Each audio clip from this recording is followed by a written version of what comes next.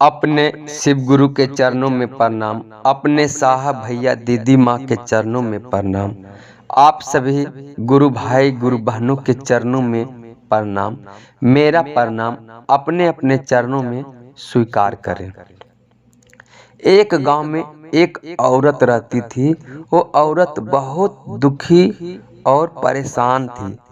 दुखी और परेशान रहने का मेन वजह उनका पति बहुत शराब पीते थे और शराब पीकर वो अपने पत्नी के साथ मारपीट झगड़ा करता था।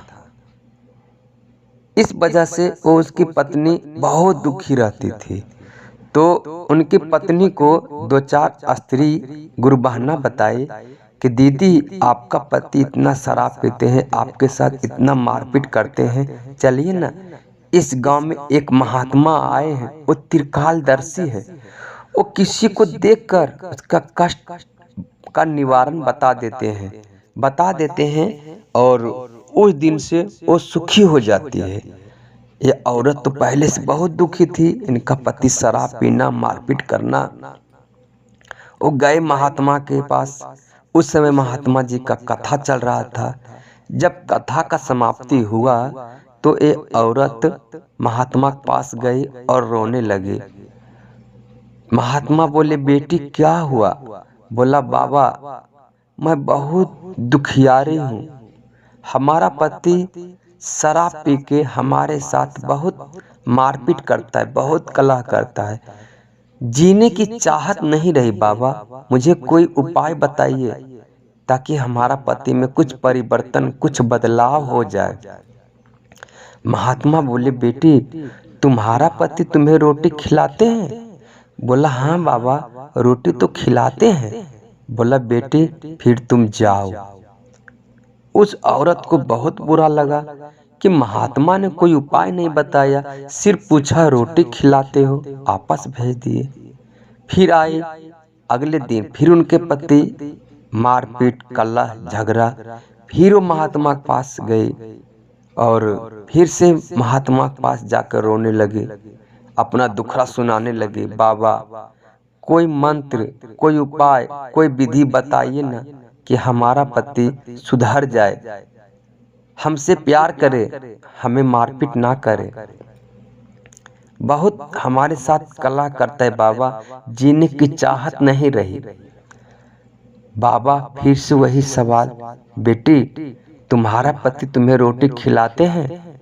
बोला, हाँ बाबा रोटी तो खिलाते हैं। बोला, बेटी तुम जाओ।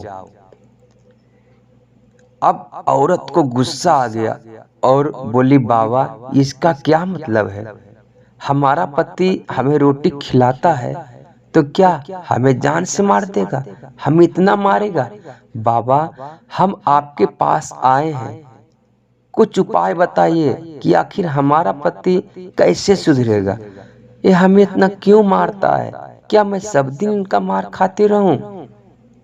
महात्मा बोले, बेटी अगर तुम जानना चाहती हो तो मैं तुम्हें बता सकता हूँ, क्योंकि मैं त्रिकालदर्शी हूँ। मैं सब कुछ देख रहा हूँ, तुम्हारा अगला पिछला मुझे सब पता है। बोली, बाबा मैं जानने के लिए ही तो आपके पास आई हूँ, कृपया बताइए ना हमारा पति कब सुधरेगा और हमारे साथ ऐसा क्यों व्यवहार करता है, हमें इतना मारपीट क्यों करता है। बोला, बेटी अगर तुम जानना चाहती हो तो सुन लो। ये जो तुम्हारा पति है ना, ये पिछले जन्म का तुम्हारा बेटा था। कौन सा बेटा? अपना बेटा नहीं, सतेला बेटा था। सतेला बेटा,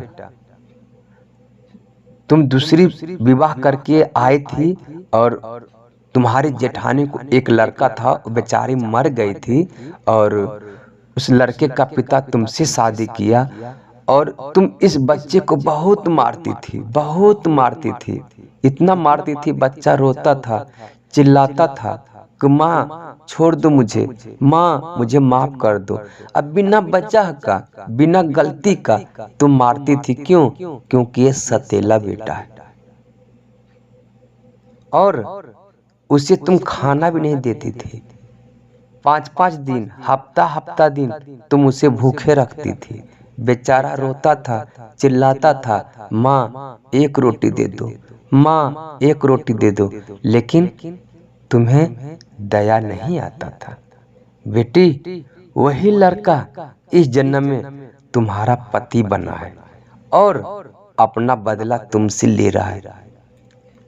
इसलिए मैं पूछता हूँ कि बेटी, वो तुम्हें रोटी खिलाते हैं? तुम बोलती हो हाँ, यानी कि वो तुमसे अच्छा है। तुम तो पिछले जन्म में उसे रोटी भी नहीं खिलाती थी और बेवजह मारती थी। वो तुम्हें मार रहा है इस जन्म में, लेकिन तुम्हें रोटी तो खिला रहा है।